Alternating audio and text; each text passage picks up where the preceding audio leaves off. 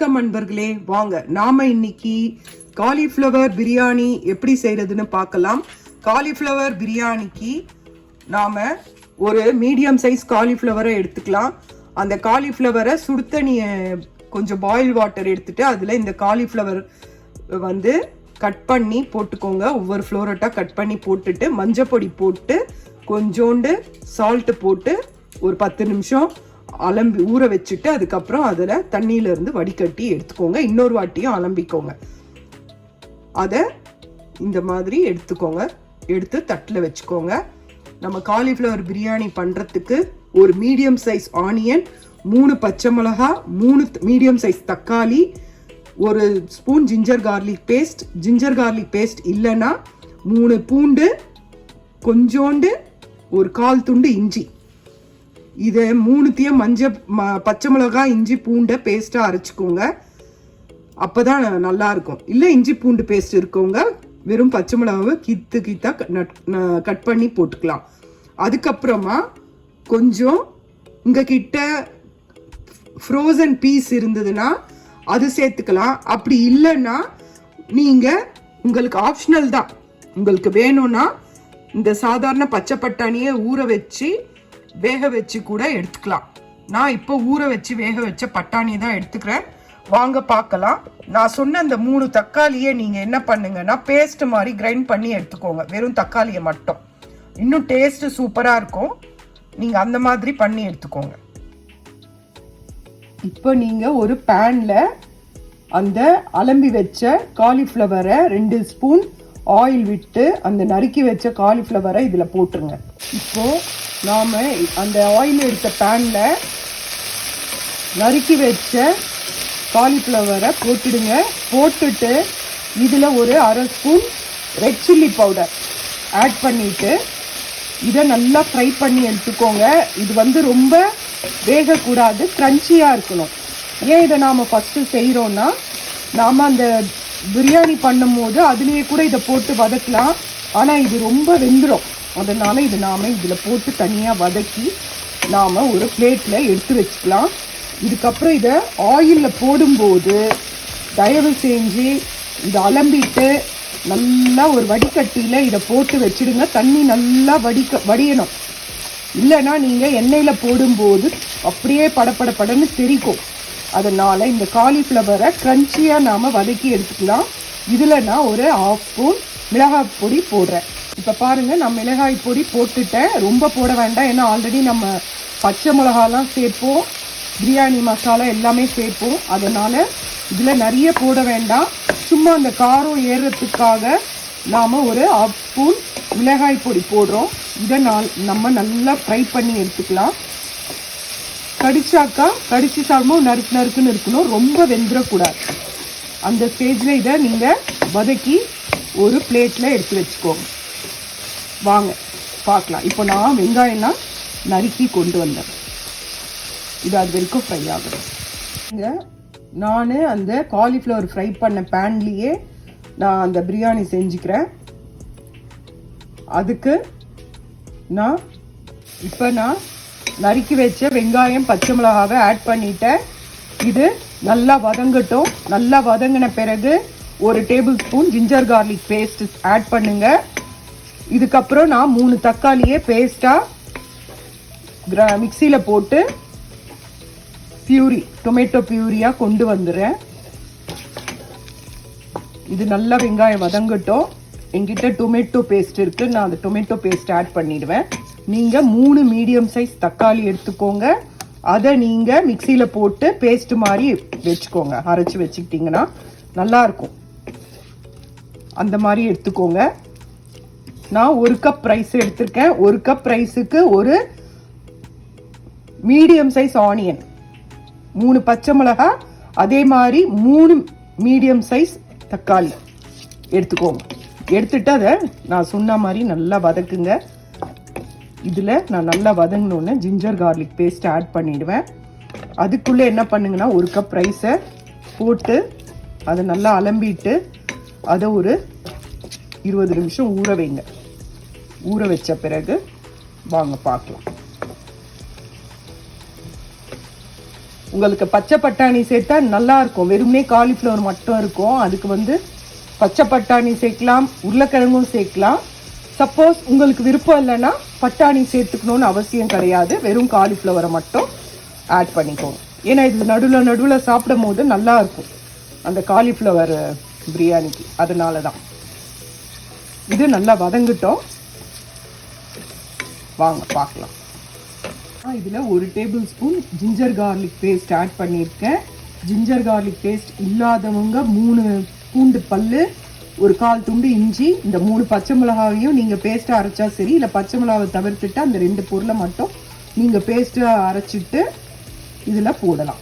போட்டுட்டு இதை நல்லா வதக்கி விடுங்க. இது நல்லா வதங்கினதும் நாம் தக்காளி ஆட் பண்ணலாம். இப்போ நான் பாருங்கள் இதில் டொமேட்டோ பேஸ்ட் ஆட் பண்ணியிருக்கேன். நீங்களும் அரைச்ச தக்காளி பேஸ்ட்டை இதில் விட்டுருங்க. இப்போ இதில் மஞ்சள் பொடி, உப்பு, அதுக்கப்புறமா நீங்கள் கடையில் விற்கிற biryani masala powder 1 spoon add பண்ணிக்கோங்க. ஆல்ரெடி நம்ம வந்துட்டு பச்சை மிளகாலாம் ஆட் பண்ணியிருக்கனால நீங்கள் காரம் பார்த்துக்கோங்க. அந்த காரம் பத்தலைன்னா 1/2 ஸ்பூன் சில்லி பவுடர் ஆட் பண்ணிக்கோங்க. சரிங்களா? நான் வந்து வீட்டில் அரைச்ச பிரியாணி மசாலா பவுடர் தான் யூஸ் பண்ணுறேன். நீங்கள் கடைது வாங்கி யூஸ் பண்ணிக்கோங்க. 1 ஸ்பூன் போட்டால் போதும். டேஸ்ட்டு பாருங்கள். டேஸ்ட்டு பார்த்துட்டு காரம் பத்தலைன்னா ரெட் சில்லி பவுடர் ஆட் பண்ணிக்கோங்க. ஏன்னா நம்ம ஆல்ரெடி வந்து இதுலேயே 3 பச்சை மிளகா சேர்த்துருக்கோம். ப்ளஸ் காலிஃப்ளவர்லேயும் 1/2 ஸ்பூன் சில்லி பவுடர் சேர்த்துருக்கோம். அதனால் உங்கள் காரத்துக்கு ஏற்ற மாதிரி பார்த்துக்கோங்க. இப்போ நான் இதில் மஞ்சள் பொடி, உப்பு, பிரியாணி மசாலா பவுடர் சேர்க்க போகிறேன். சேர்த்து அது ஒரு வதங்கின பிறகு 1 கப் ரைஸ் எடுத்திருக்கேன். அதுக்கு 1.5 கிளாஸ் தண்ணி எடுத்துக்க போகிறேன். 1.5 கப் வாட்டர். அந்த வாட்டர் தான் இதுக்கு நான் எடுத்துக்க போகிறேன். டொமேட்டோ பேஸ்ட்டு ஆட் பண்ணிட்டேன். அது நல்லா வதங்கிடுச்சு. அதுக்கு பிறகு நான் அதில் 1.5 கப் அளவுள்ள தண்ணி விட்டுருக்கேன். அந்த தண்ணி விட்ட பிறகு நீங்கள் என்ன பண்ணுங்கன்னா வேக வச்சிருக்க பச்சை பட்டாணியை போடுங்க. ஃப்ரோசன் பட்டாணியாக இருந்ததுன்னா நீங்கள் காய் வதக்கும் போதே, அந்த வெங்காய தக்காளி வதக்கும் போதே போட்டுடுங்க. நான் வேக வச்சு எடுத்தனால அதை நான் இப்போ இந்த தண்ணியில் கொட்டிட்டேன்.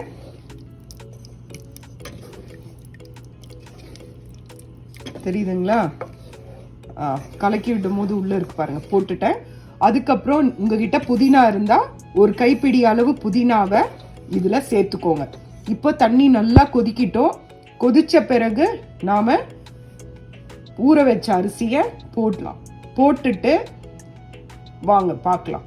இப்போ பாருங்க தண்ணி நல்லா கொதிக்குது. இந்த ஸ்டேஜில் நாம் அரிசியை சேர்த்துக்கலாம். அரிசி ஆட் பண்ணியாச்சுங்க. இதை நல்லா இந்த மசாலாவில் மிக்ஸ் பண்ணிவிட்டு ஒரு 10 மினிட்ஸ் மீடியம் ஃப்ளேமில் வைங்க. 10 மினிட்ஸ் கழித்து வாங்க பார்க்கலாம். நான் 10 மினிட்ஸ் கழித்து ஓப்பன் பண்ணியிருக்கேன். இப்போ நீங்கள் இதை கலரி விடுங்க.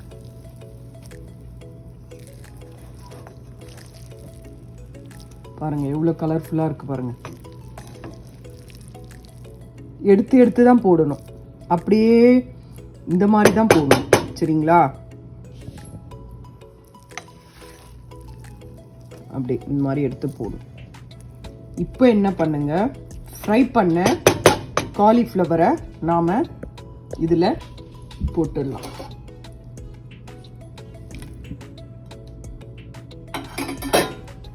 போட்ட பிறகு நான் சொன்ன மாதிரியே அரிசியை எடுத்து மேலே மேலே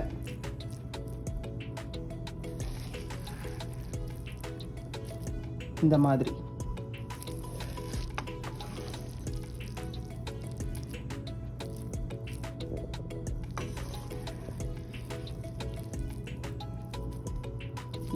எடுத்து போட்டுட்டு லோ ஃப்ளேமில் 10 மினிட்ஸ் வைங்க.